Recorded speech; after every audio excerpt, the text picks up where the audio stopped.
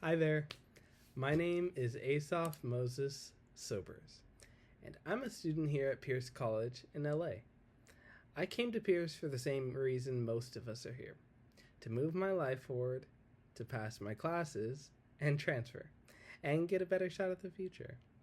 But there's something a lot of us never think about that actually helps make this possible: the U.S. Department of Education. And this year, the current administration in Washington has started cutting that department almost in half, laying off more than 1,000 employees and openly talking about eventually shutting it down completely. For some people, that just sounds like less bureaucracy. For students like us, it's a lot more personal than that. Now, I'm not a politician or a policy expert. I'm a community college student who has to think about tuition, textbooks, rent, and whether I can stay enrolled next semester. So when I hear about dismantling the Department of Education, my first question is, what does that actually mean for students and professors at Pierce? Today, my claim is simple. We should not dismantle the U.S. Department of Education because it helps us afford college, it protects students' rights, and it supports the research and data that make education better. First, I'll talk about how it helps us pay for college. Second, I'll explain how it protects students' rights and safety. And third, I'll explain how it supports the research and data that guide teaching and policy, even here at Pierce. Now, first, the Department of Education helps us afford college. If you've ever filled out the FAFSA, received a Pell Grant, or taken out a federal student loan, or even had a work-study job. Now, I'm working at the library right now. And if you've dealt with any of those things, you've dealt with the Department of Education, even if you didn't realize it. According to Community College Daily, the department recently disbursed over $31 billion in Pell Grants to about 6.5 million students in a single year. I was probably one of them. I was almost certainly. And about a third of those Pell students attend community colleges like ours.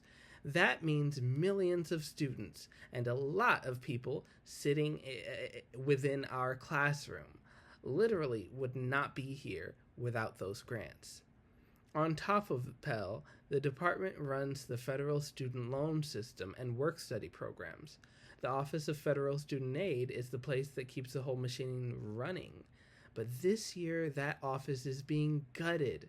Reporting from NPR shows the Office of Federal Student Aid alone is losing hundreds of staff, including more than 320 unionized workers, and could end up with about half the staff it had before. Think about what that means in practice: longer wait times for your FAFSA to be processed, more mistakes in financial aid records, and fewer people overseeing the loan servicers that are already losing paperwork and giving confusing information. For someone with savings and family support, that's annoying. For a first generation or low income student trying to take 9 units while working a job, that can be the difference between staying in school and dropping out. So when we talk about dismantling the Department of Education, we're not just talking about some office building in DC. We're talking about whether the money that makes college possible for millions of students keeps flowing, and whether the system is strong enough to actually work. Second, the Department of Education protects students' rights and safeties. The department isn't just about money.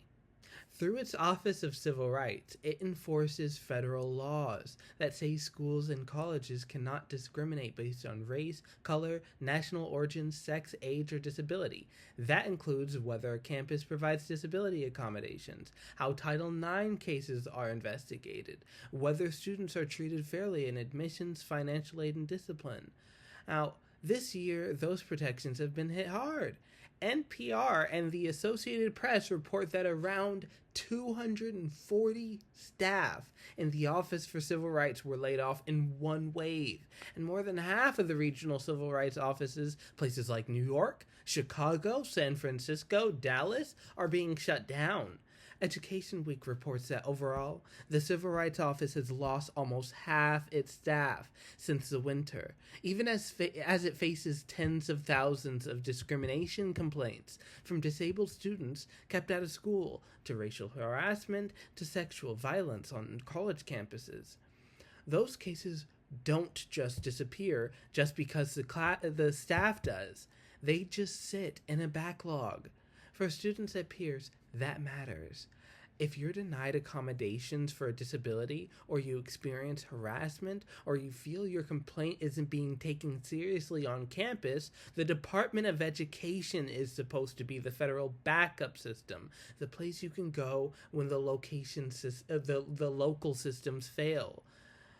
If we dismantle or hollow out that department, we don't get less politics in education, we get less protection for the students who need it most. Third, the Department of Education supports research and data that professors rely on. A lot of the department's most important work is the stuff you never see.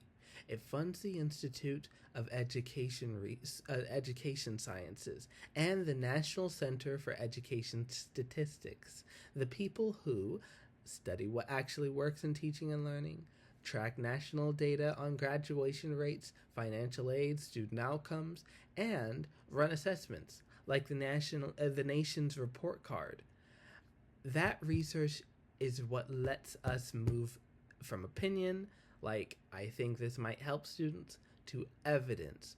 We know this helps students. But in that same push to shrink the department, this research arm is being cut to the bone. A policy brief from Bellwether Education Partners says that a new federal office, the Department of Government Efficiency, helped cancel almost $900 million in research contracts tied to education, and that about 80% of the staff at the Institute of Education Sciences were laid off in the March reduction in force. That means fewer large-scale studies on how to teach reading effectively, fewer long-term data systems tracking how community college students actually do after they leave, fewer tools for professors and administrators to answer basic questions like what really helps our students succeed. If you care about evidence, and in college we're constantly told to use evidence, this should bother you. Cutting that research is like turning off the headlights while we're still driving. We're still moving, but now we're guessing. So, if we put this together, financial aid, civil rights protections, and research, we're not just talking about red tape. We're talking about the core machinery that keeps our education system fair, funded and guided by data instead of guesswork. At this point, some people might say, but isn't it less bureaucracy? Isn't that a good thing? Nobody loves paperwork. And yes, government can be slow and frustrating. Not every state and not every campus starts from the same place. Some have massive endowments and strong tax bases. Community colleges like Pierce already stretch every dollar. For me, this isn't really about whether you call yourself conservative, liberal, or just tired of politics. It's something simpler.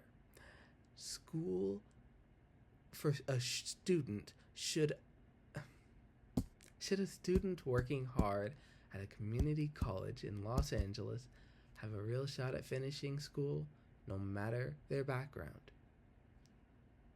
Dismantling the Department of Education puts that at risk. By making colleges less affordable, making our campuses less protected when rights are being violated, and making our education system less informed by cutting the research and data we rely on. I'm not asking you to become policy nerds or watch budget hearings for fun. I'm asking you as students and professors to pay attention when you hear phrases like closing the Department of Education or cutting education red tape.